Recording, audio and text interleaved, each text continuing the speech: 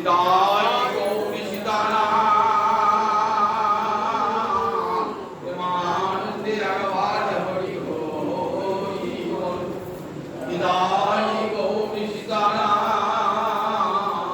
প্রেমানন্দে আবার হরি হরি বল। নিতাই গৌরী সীতানাম প্রেমানন্দে আবার হরি হরি।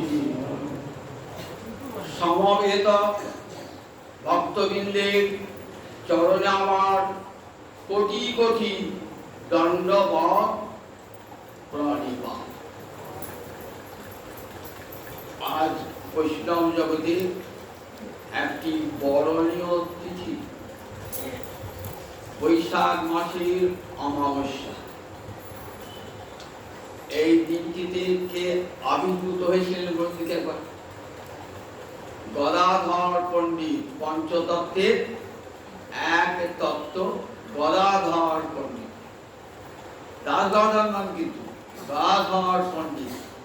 অনেকে দাস গদাধরের সঙ্গে গদাধর পণ্ডিতের সম্পর্ক বুঝে ফেলেন। দাস গদাধর নিত্যানন্দ পরিকর, তিনি পঞ্চতত্ত্বের মধ্যে নন। পঞ্চতত্ত্বের মধ্যে কে কে? শ্রী চৈতন্য, নিত্যানন্দ, অদ্বৈত, শিবাস, গদাধর। পঞ্চতত্ত্বাদিমকং কৃষ্ণং ভক্ত রূপ স্বরূপকং ভক্তাবতারং ভক্তাখ্যং নমামি ভক্ত শক্তিকং। পঞ্চতত্ত্বাত্মকং তার মানে তত্ত্ব মানে কি? তস্য ভাব তত্ত্ব। তৎ মানে ভগবান। তৎ শব্দের অর্থ হবে, তৎ শব্দের অর্থ ভগবান। আমরা বলি ওম তৎসৎ। ওম ভগবানের নাম, তৎ ভগবানের নাম, সৎ ভগবান। ওম তৎসৎ, যে কোনো শুভ কর্মে ওম তৎসৎ। তার তৎ মানে ভগবান, তার তত্ত্ব মানে তস্য ভাবম তত্ত্ব। ভগবানের ভাব যাতে আছে তা কি বলে? তত্ত্ব। সেই পঞ্চতত্ত্বাত্মকং কৃষ্ণ। কৃষ্ণ কেমন না? পাঁচটি তত্ত্বই যার আত্মা। পঞ্চতত্ত্বাত্মকং, পঞ্চতত্ত্ব যুক্ত আত্মকং, সন্ধি করেছে পঞ্চতত্ত্বাত্মকং। পঞ্চতত্ত্বই যার আত্মা। পাঁচটা তত্ত্ব কি কি? স্বয়ং ভগবান, ভক্ত, ভক্তের উপধার, ভক্তের স্বরূপ, ভক্ত রূপ, ভক্তের স্বরূপ, ভক্তের অবতার, ভক্ত শক্তি। এই পাঁচটাই কিন্তু ভগবান। দেখবেন আমাদের পঞ্চতত্ত্বের যখন নাম সংকীর্তন হয় না, পঞ্চতত্ত্বের প্রকাশ, পাঁচটা তত্ত্বই কিন্তু আমাদের কাছে উপাস্য। পাঁচটা তত্ত্ব দেখবেন গৌর হরি রয়েছেন, আর তার বামে রয়েছেন গদাধর, দক্ষিণে রয়েছেন নিতাই চাঁদ, অদ্বৈত গুরু সম্মুখে নৃত্য করছেন শিবাস পণ্ডিত বিষ্ণু। ঠিক এইভাবে পঞ্চতত্ত্বের মূর্তিটা এইভাবে আছে। পঞ্চতত্ত্বাত্মকং কৃষ্ণং ভক্ত রূপ স্বরূপকং। ভক্ত রূপে এসেছেন শ্রীকৃষ্ণ চৈতন্য, এই ভক্ত রূপম ভগবান, কিন্তু এসেছেন ভক্ত রূপে।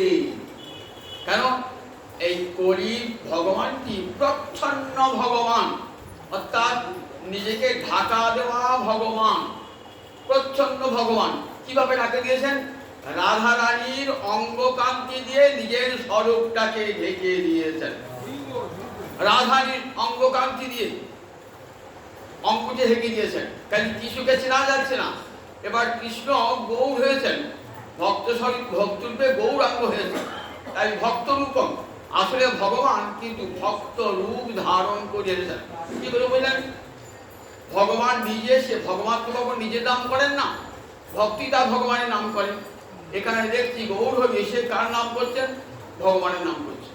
হরে কৃষ্ণ কৃষ্ণ কৃষ্ণ হরে হরে, হরে রাম রাম রাম হরে হরে। এটা তো ভক্ত করে, ভগবান তো করে না, ভক্ত করে। ভগবানের নাম ভগবান নিজে করে নাকি? তাহলে এখানে গৌর হরি হরে কৃষ্ণ নামটি নিয়েছেন কেন? নিজেকে ঢাকা দেওয়ার জন্য, যাতে আমাকে সবাই ভক্ত বলে জানতে পারে, ভগবান বলে জানতে পারে না। ভক্তের অঙ্গকান্তি এবং ভক্তের ভাব দিয়ে এসেছেন, তাই ভক্ত রূপম। কিন্তু আসল ভক্তটিকে, ভক্তের স্বরূপটি নিত্যানন্দ প্রভু। পঞ্চতত্ত্বার মতং কৃষ্ণ, কৃষ্ণ এসেছে এবারে ভক্ত রূপে, আর বলরাম নিতাই চাঁদ বলে যে আসল ভক্ত, ভক্তের স্বরূপ, তিনি এসেছেন নিত্যানন্দ রূপে। ভক্তের অবতারটিকে, ভক্তের অবতার হলেন অদ্বৈত প্রভু, যিনি ভক্তরূপী ভগবানকে অবতরণ করিয়েছেন, ভক্তাবতার। আর ভক্ত শক্তিকে, ভক্তের শক্তি হলেন গদাধর পণ্ডিত। রাধা শক্তি, তিনি এসেছেন গদাধর রূপে। ব্রজলীলায় যিনি ব্রজলক্ষ্মী, তিনি এসেছেন এক রূপে এখানে গদাধর রূপে। রাধা কৃষ্ণকে মিলিত হয়ে গেলেন, তাহলে আবার রাধা থাকলেন কোথায়? রাধা কৃষ্ণ মিলিত হয়েই তো গৌরাঙ্গ হলেন, তাহলে রাধানী আবার এলেন কোথাতে? বলে রাধানী গৌরাঙ্গ, রাধানী গোবিন্দ মিলিত হলেও একটা শরীরে থেকে গেলেন, সেটা যুগল রূপ নিজে আস্বাদন করলেন। রাধানী তার মাধবের সঙ্গে যুগলীকৃত হয়েছে, তো সেটা আস্বাদন দেখছেন, যুগল হলে কেমন রূপ হয়। আমি আর গোবিন্দ যদি মিলিত হয় তাহলে রূপটা কেমন লাগে এটা দেখবার জন্যে একটা শরীর করে দেবেন, সেটি গদাধর। তাকে গৌরলক্ষ্মী বলে, গৌর প্রেমলক্ষ্মী, গৌর প্রেমলক্ষ্মী গদাধর পণ্ডিত। তাই গদাধর হলেন বলেন ভক্ত শক্তি, আর ভক্তদেরকে শিবাস পণ্ডিত, ইনি হলেন নারদ। নারদ তিনি শিবাস পণ্ডিত হয়েছেন। এই পঞ্চতত্ত্ব রূপে এসেছেন গৌরহরি কৃষ্ণচন্দ্র, পাঁচটা রূপ ধরে। এই পাঁচটা তত্ত্বই কিন্তু আমাদের উপাস্য। তার তিনটে ভগবান, আর তিনটি সেব্য ভগবান, আর দুটি সেবক ভগবান। গৌর, নিতাই, অদ্বৈত, তিনটি হলেন সেব্য ভগবান, আর শিবাসার গদাধর সেবক ভগবান। সেবক ভগবান, এই পাঁচে মিলিয়ে পঞ্চতত্ত্ব। দেখবেন পঞ্চতত্ত্ব উপাসনা এই পাঁচজন উপাসনা করতে হবে। গৌর, নিত্যানন্দ, অদ্বৈতেরা সেবক ভগবান বলে, এদের চরণে তুলসী বলে। কিন্তু গদাধর এবং শিবাস এরা সেবক ভগবান, তাই এদের চরণে ফুল করবে। সেবক ভগবান এবং সেব্য ভগবানের মিলিত রূপ হল পঞ্চতত্ত্ব। এই পঞ্চতত্ত্বের একটা তত্ত্ব হলেন গদাধর পণ্ডিত। পণ্ডিত গদাধর বলি কেন? গদাধর ন্যায়শাস্ত্রী সুপণ্ডিত ছিলেন, মহাপুরুষের সঙ্গে একসঙ্গে পড়াশোনা করতেন, অদ্বৈত আচার্যের টোলে একসঙ্গে। গদাধর ন্যায়শাস্ত্রে সুপণ্ডিত ছিলেন। ন্যায় মানে একটা দর্শন, 6টা দর্শন ভারতে: সাংখ্য, পাতঞ্জল, ন্যায়, বৈশেষিক, পূর্বমীমাংসা, উত্তরমীমাংসা। 6টা দর্শন, একটা দর্শনের নাম ন্যায় দর্শন, খুব কঠিন দর্শন। এই ন্যায় দর্শনে পণ্ডিত ছিলেন গদাধর, তাই গদাধর পণ্ডিত নামে তিনি খ্যাত ছিলেন। বাড়ি ছিল কোথায়? অনেকে বলেন নবদ্বীপের কাছে চাপাহাটি। নবদ্বীপের কাছে চাপাহাটি একটা গ্রামে, আবার কেউ কেউ না ঢাকা চট্টগ্রামের বেলেটি গ্রাম, এবং বেলেটি গ্রামে 12 বৎসর করেছিলেন।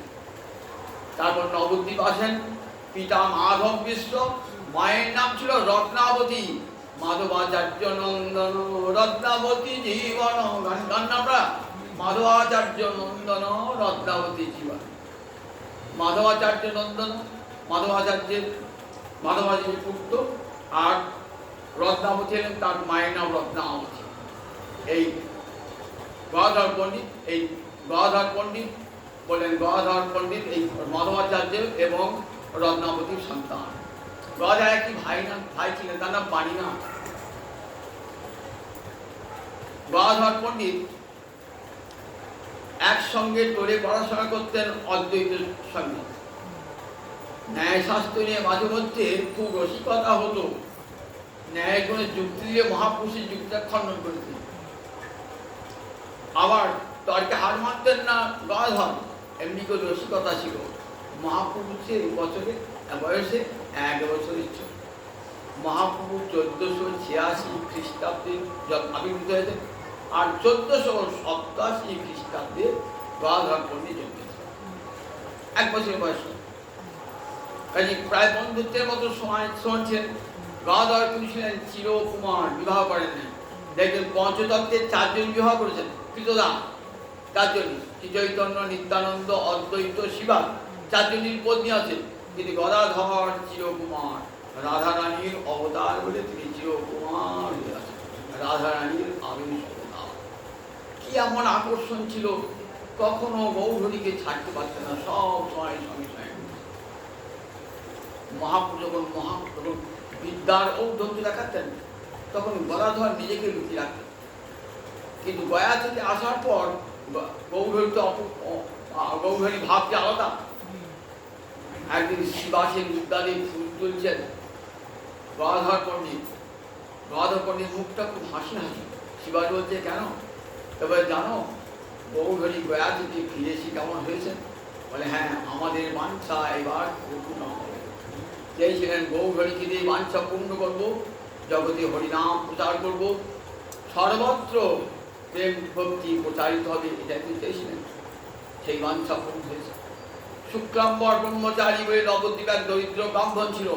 সেই দরিদ্র ব্রাহ্মণের গৃহে মহাপ্রভু নৃত্য করছেন, ক্রন্দন করছেন। গদাধর পণ্ডিত লুকিয়ে আছে একটি গৃহে। মহাপ্রভু নৃত্য কীর্তনে তিনি পৌঁছতে বললেন, কে কাঁদছে? বললেন, তোমার গদাধর, তোমার গদাধর।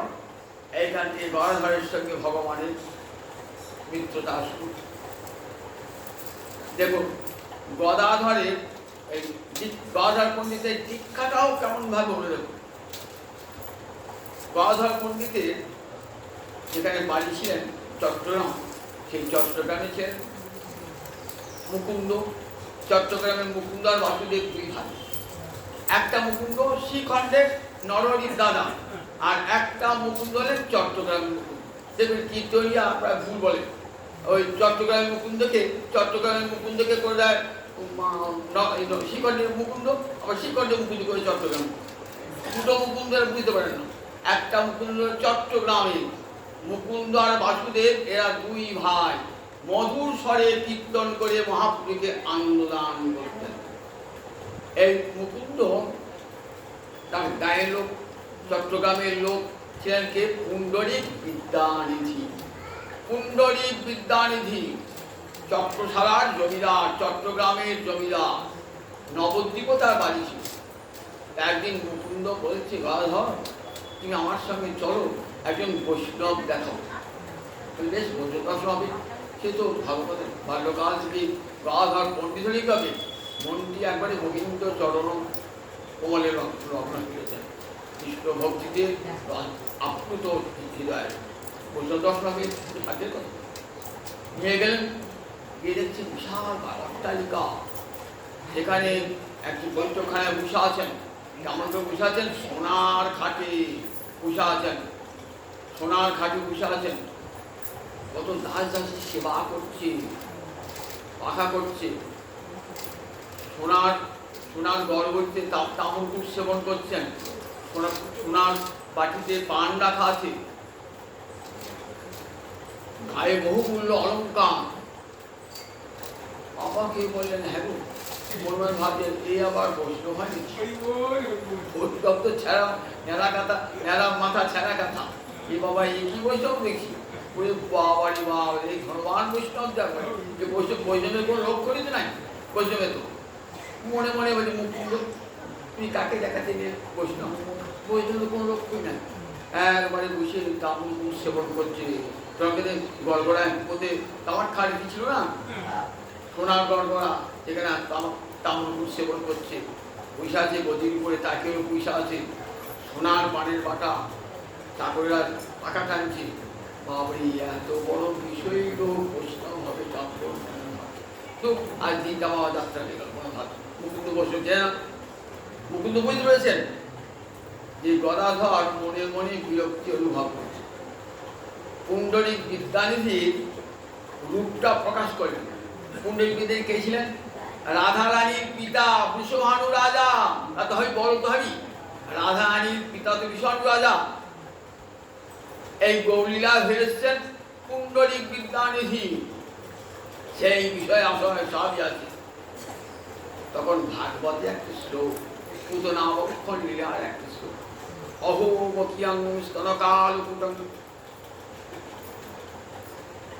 অপায়ত অপ্য অসাধ্যি জিঘাংসা অপায়ত অপ্য অসাধ্যি দেভে ধাতু চিতাঙ্গতিং তত অন্যং কংবাদয়ালু শরণং ব্রজেম।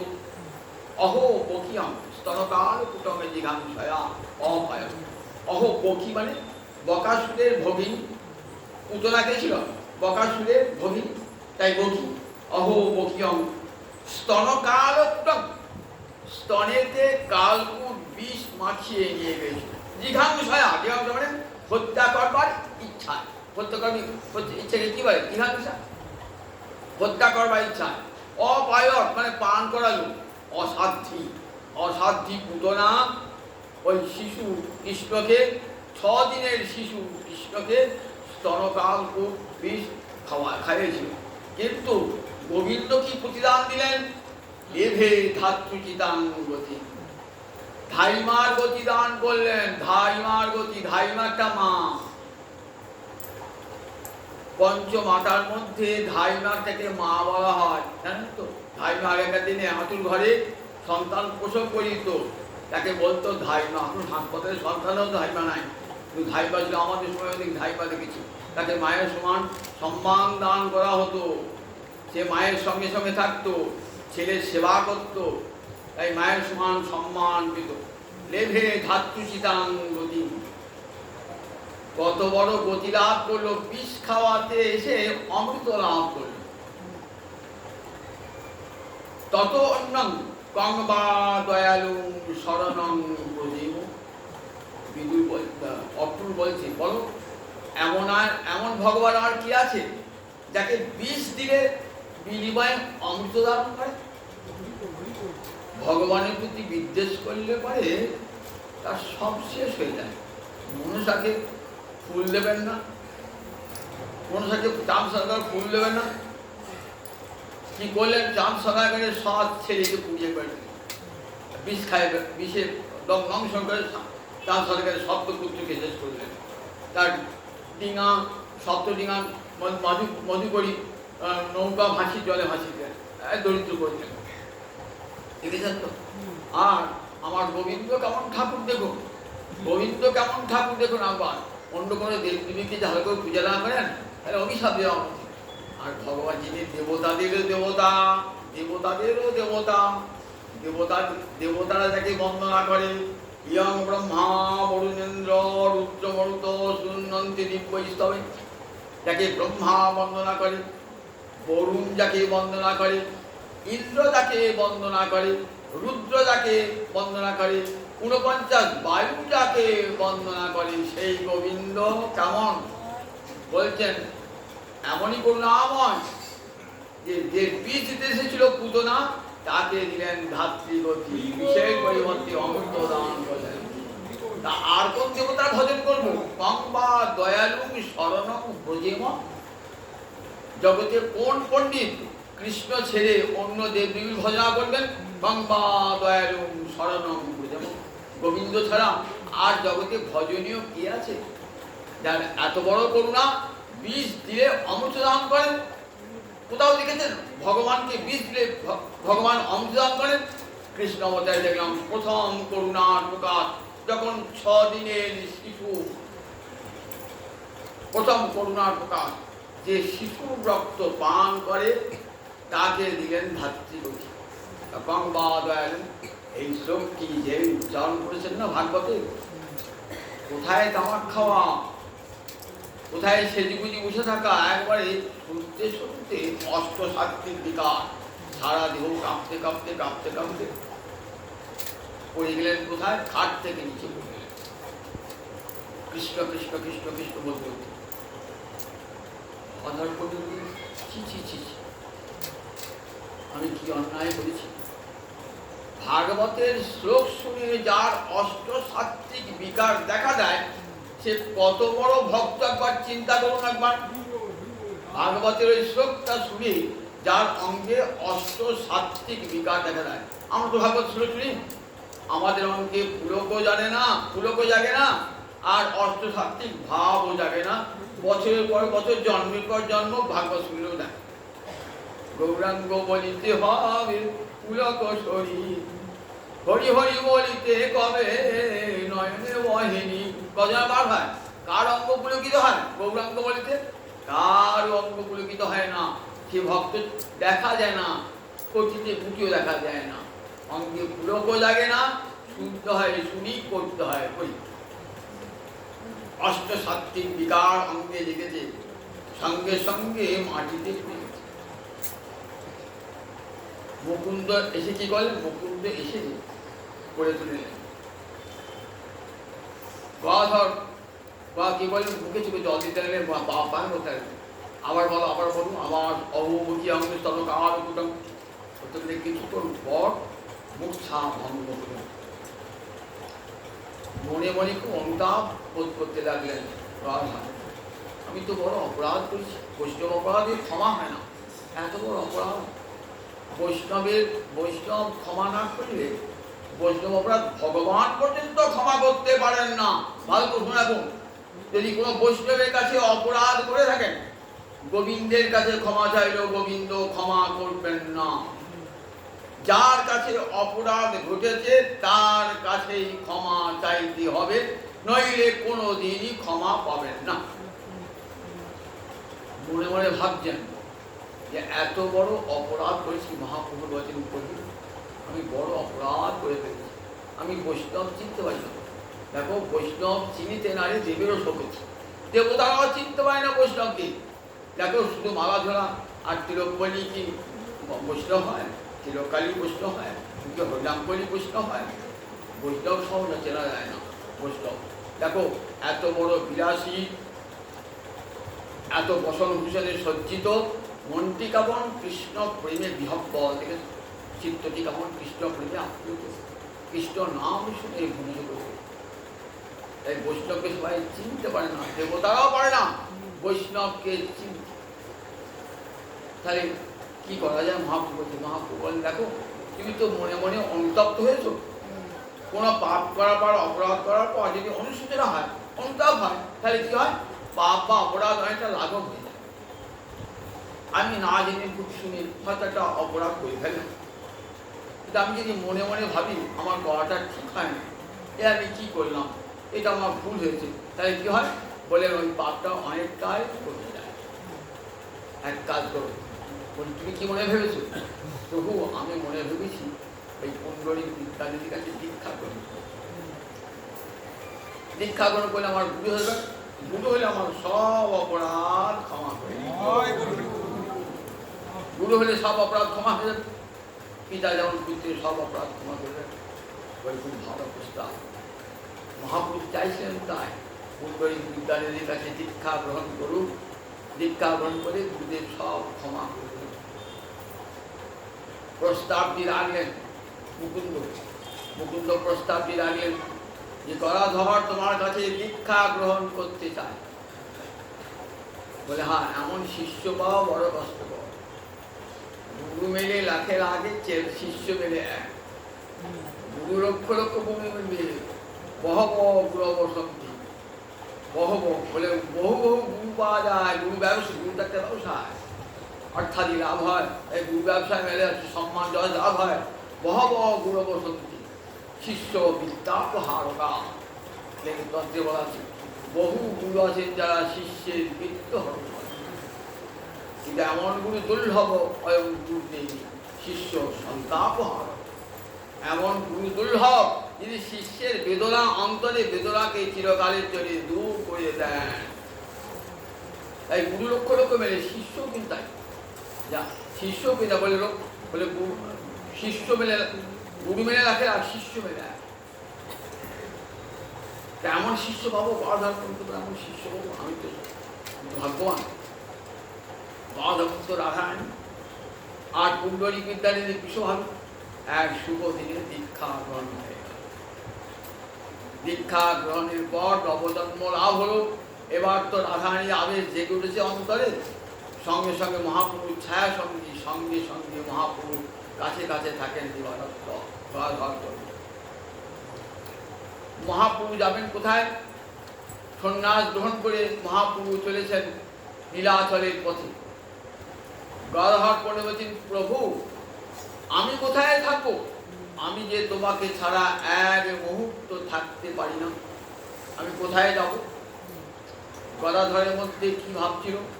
রাধা রানীর ভাব, ললিতার ভাব, রুক্মিণীর ভাব। আমরা দেখি রাধা রানী তো বামা নায়িকা,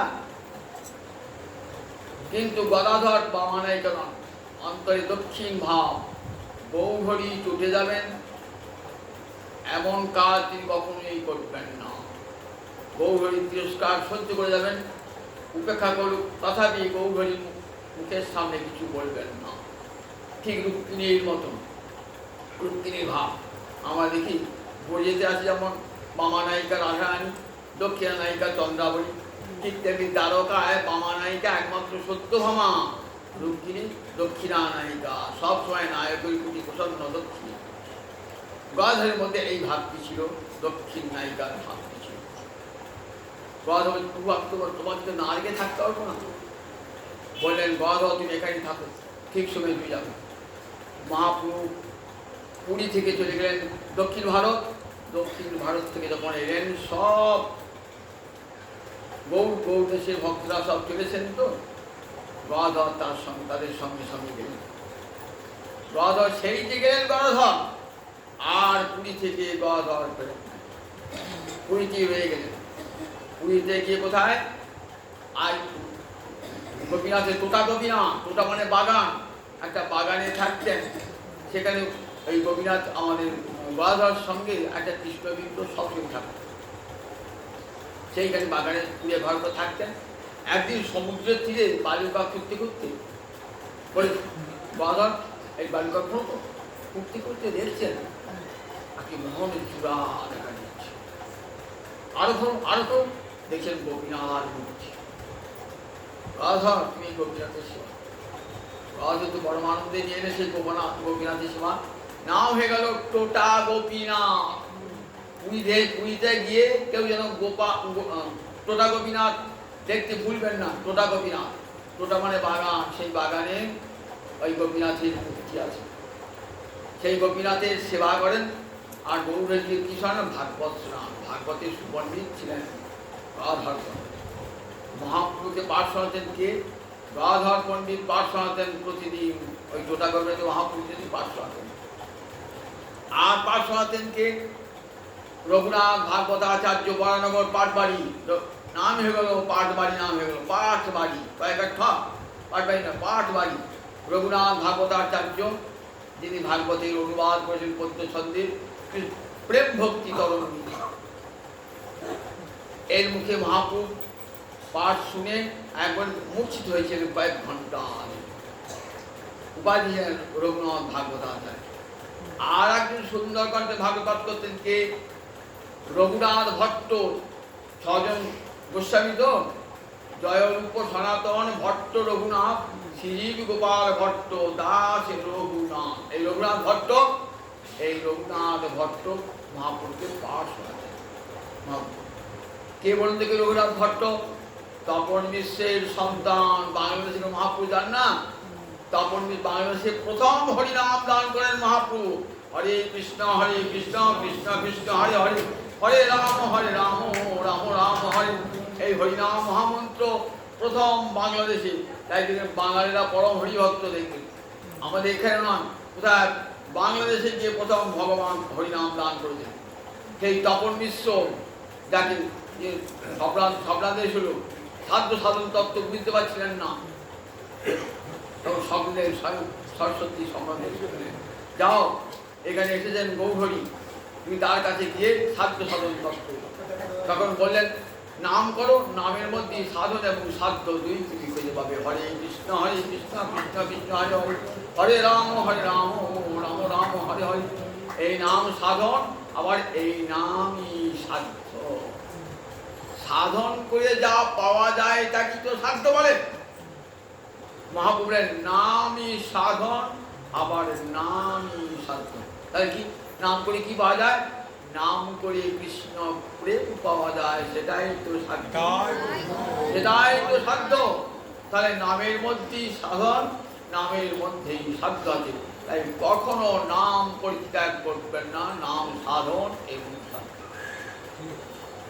সেই তপন বিশ্বের সন্তান রঘুনাথ ভট্ট বৃন্দাবনে যখন পাঠ করতে না, ময়ূর ময়ূরী স্থির হয়ে দাঁড়িয়ে বৃক্ষে কোকিল কোকিলা সুখ সারি শুনত এমন শৈলাকণ্ঠে ভাগবত করতে রঘুনাথ। এই তিনজন প্রসিদ্ধ ভাগবত পাঠক রঘুনাথ ভট্ট আর রঘুনাথ ভাগবতাচার্য আর গদাধর পণ্ডিত। এই গদাধর পণ্ডিত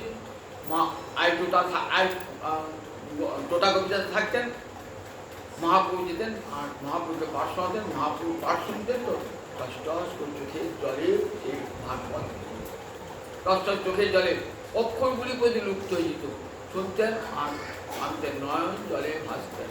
এই ভাগবত নয়ন জলে শাস্ত্র নয়ন জলে ভাসতেন। দেখুন এরপর একদিন মহাপ্রভু বাংলাদেশ বৃন্দাবন যাবেন বলে বাংলাদেশ আসছেন। গদাধর বলছেন আমিও যাব। বলে গদাধর তোমার কি প্রতিজ্ঞা? এই ক্ষেত্রে বাস করবো আর গোপীনাথের সেবা করব, এই দুটো তোমার প্রতিজ্ঞা। ক্ষেত্রবাস মানে পুরীকে কি বলে? ক্ষেত্রমণ্ডল, একে বলে গৌরমণ্ডল আর ব্রজমণ্ডল।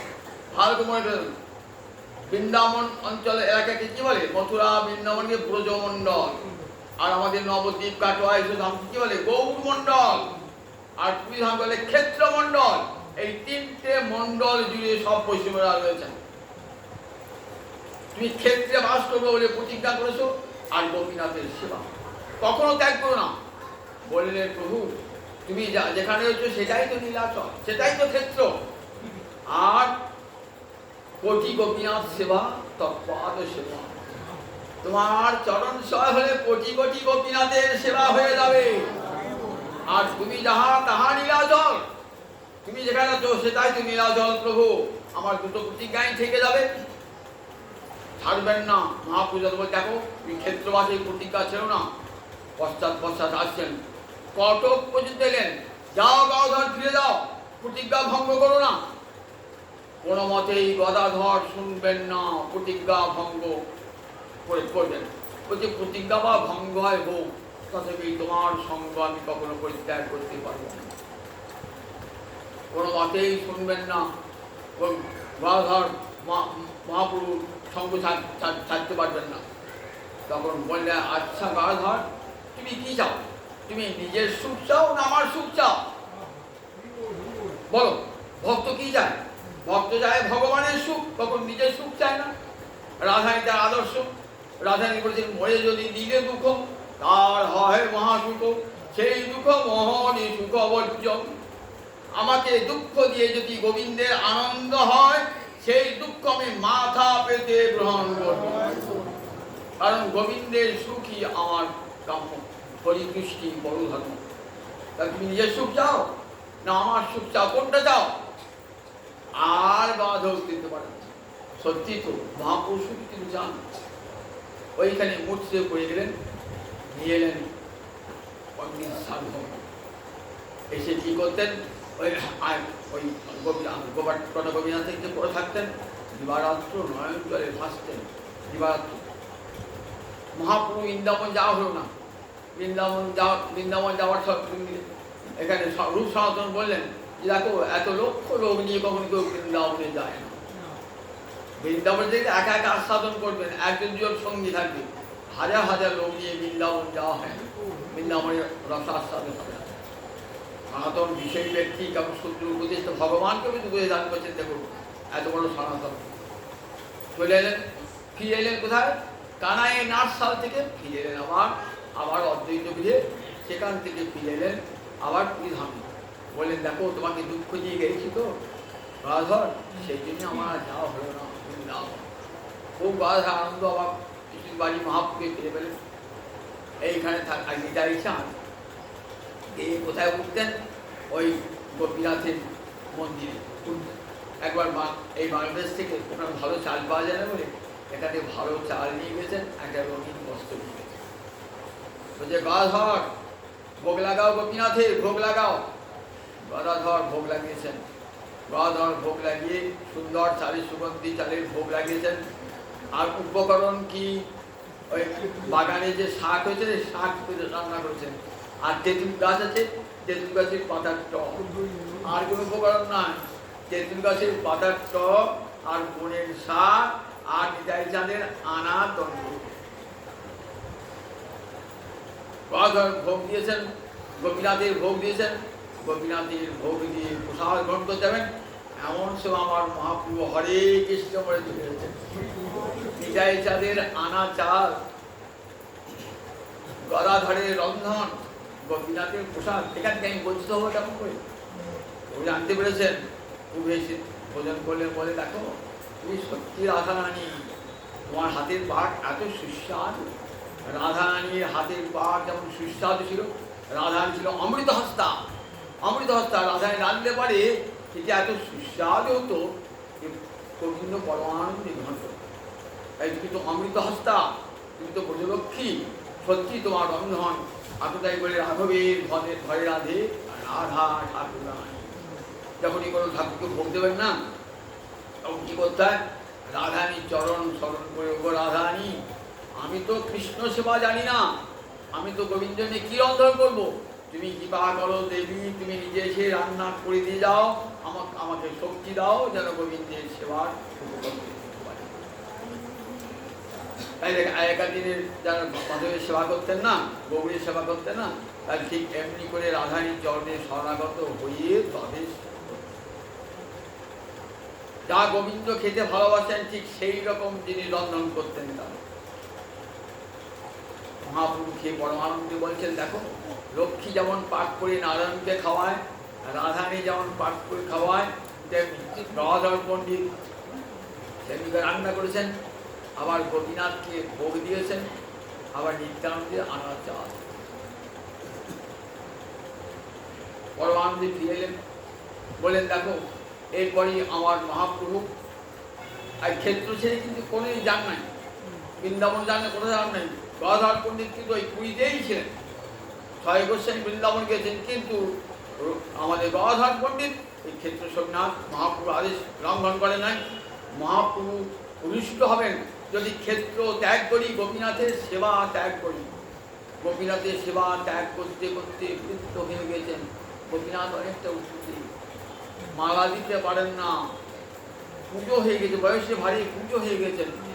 যাহা গোপীনাথ আমার কাছে সেবা নেবে না বোঝায় না, আমাকে পুজো করে দিয়েছো, তুমি এত উঁচু লম্বা, আমি তোমাকে কি করবো, মালা পড়ো প্রভু, আর যে মালা পড়াতে পারছি না।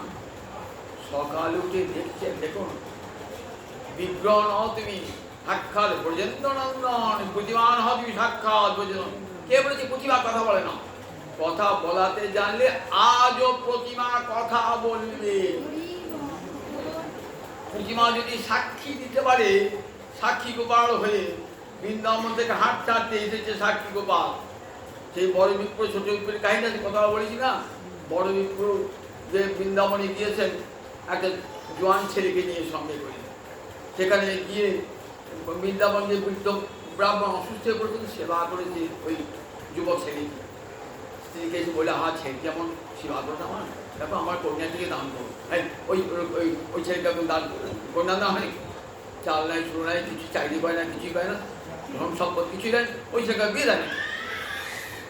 আমি যে কথা দিয়েছি, কোথায় কথা দিয়েছ? গোপালের কাছে, গোপালের কাছে কথা দিয়েছি। গোপাল থাকি দেন,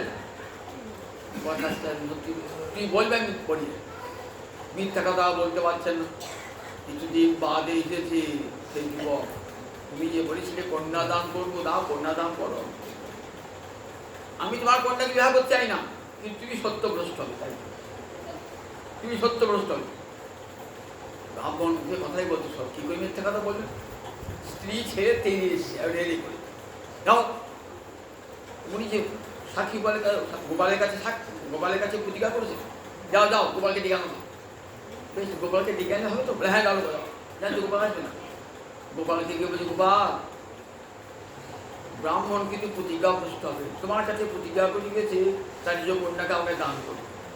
আমার কন্যা চাই না, কিন্তু আমার কন্যা দান করে বলে গিয়েছে, তুমি যে সাক্ষী দেবে। গোপাল বলছে, কাছের মুখটি আমার হাঁটতে পারে না, তার কাছে কথা বলছি কি করে, কথা বলছি কি করে, কথা বলছি কি করে, তখন এই তোমাকে ঠকালি, এই তো পরাজিত বলি চল যাবো, কিন্তু পিছনে পিছনে যাবো, পিছনে পিছনে যাবো, পিছনে তাকাবি না কিন্তু আমার বাইরের প্রতি সব বুঝলাম সামনে আছে, আর যেখানে থামবি না সেখানে এক সেট চালের অন্ন মারি। এই করতে করতে একেবারে বিদ্যানগর যেখানে গেছিল সেখানে এসে আসে। এভাবে দিদি গোপাল মাকে ঠকালি বিনা বলতে কি তাকিয়ে দেখছে, হ্যাঁ গোপাল এসেছেন, গোপাল এসেছেন। গোপাল বলে আর তো যাবো না, পিছন ফিরে তাকিয়েছিস তো, এইখানে আমার ভোগ, এইখানে ভোগলেন। গ্রামের লোককে দেখিয়ে আসলাম, গ্রামের লোককে দেখিয়ে এলেন, গোপাল সাক্ষী দিলেন। তাহলে বুদ্ধিমান হও তুমি সাক্ষাৎ ব্রজেন্দ্র নন্দন, বুদ্ধিমান হও তুমি সাক্ষাৎ ব্রজেন্দ্র নন্দন। বলে বুদ্ধিমান সাক্ষাৎ ব্রজেন্দ্র নন্দন, তুমি কথা বলতে পারো, ভগবান কথা বলতে পারে, কথা বলানোর ক্ষমতা থাকা চাই, তবে তো বলবেন। তা পরের দিন দেখছেন কেমন হয়ে গেছে, পদ্মাসনে গোপীনাথ বসে আছেন, মালাটি পরিয়ে দিলেন। ওইখানে মহাপ্রভু অন্তর্ধানের পর নয়ন জলে ভাসেন, গৌরীর হয়ে আর থাকতে পারেন না, কিন্তু থাকলেন। মহাপ্রভু রেখেছেন, শোনো বঙ্গদেশ হতে শ্রীনিবাস আচার্য আসবে, তুমি তাকে কৃপা করবে, ভাগবত শেখাবে এবং আমার বিরহে ক্রন্দন করতে নিষেধ করবে। এই শ্রীনিবাস আচার্য বলুন দেখি, শ্রীনিবাস পাঠ কোথায়?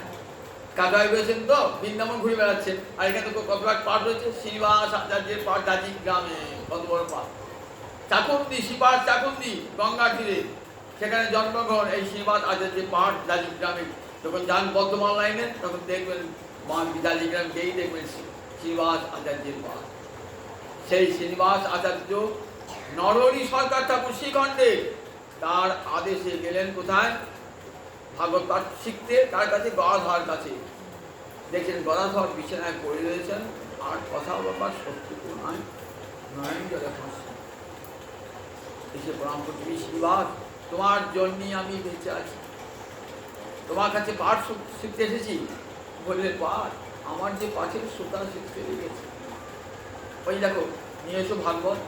ভাগবত দৈনিক দেখাচ্ছেন, পাতাগুলি সব কেমন হয়ে গেছে, অস্পষ্ট হয়ে গেছে। মহাপ্রভু নয়ন জলে, আমি প্রতিদিন শোনাতাম মহাপ্রভুকে, 8-10 করে মহাপ্রভু নয়ন জল ওই ভাগবতের স্থিতিতে পড়ে। তুমি নরহরি সরকার ঠাকুর নূতন ভাগবত নিয়ে চলে যাও, চলে যাও বৃন্দাবন। ফিরে এলেন, ফিরে আসার পর সংবাদ, ফিরে এসে আবার যখন যাবেন নরহরির কাছে গ্রন্থ নিয়ে, মধ্যে শুনলেন গদাধর পণ্ডিতের অপ্রকাশ, নয়ন জলে ভাসছে। শ্রীনিবাস আচার্যকে বলেছিলেন যে তুমি যখন যাবে না সেখানে আমার যখন আমার মিতা আছে, দাস গদাধর আমার মিতা, বন্ধু মিতা, তুমি দুই বন্ধুতে আপন ছিল, যে আগে যাবে না সে অপরকে জানাবে, ঠিক মুমূর্ষ অবস্থায় ওই বন্ধুকে দেখবে। তা যখন গদাধর মুমূর্ষ অবস্থায় তখনই বলে দিয়েছিলেন যে তুমি কাটোয়ায় গিয়ে দাস বাহাদুরকে বলবে, দাস বাহাদুরকে বলবে আমার বন্ধু তো, যে তোমার পিতা অন্য বাড়ি যাবে, মিতাকে বলিও তোমার পিতা অন্য বাড়ি যাবে। এটা হ্যাঁ, তোমার বন্ধু আজ এই দেশ ছেড়ে অন্য দেশে চলে যাবে, অন্য বাড়ি চলে যাবে, এই লোক থেকে অন্য লোকে চলে যাবে। কিন্তু এই সংবাদটা দিতে শুরু করেছিল, দিতে পারেন না শ্রীনিবাস আচার্য প্রভু। নবদ্বীপে আচার্য প্রভুকে দর্শন করে শ্রীনিবাসের মনে করে বলে, গদাধর পণ্ডিত আমাকে বলেছেন আমার মিতাকে খবর দিও, একবার তার সঙ্গে কথা বলবো যাওয়ার আগে।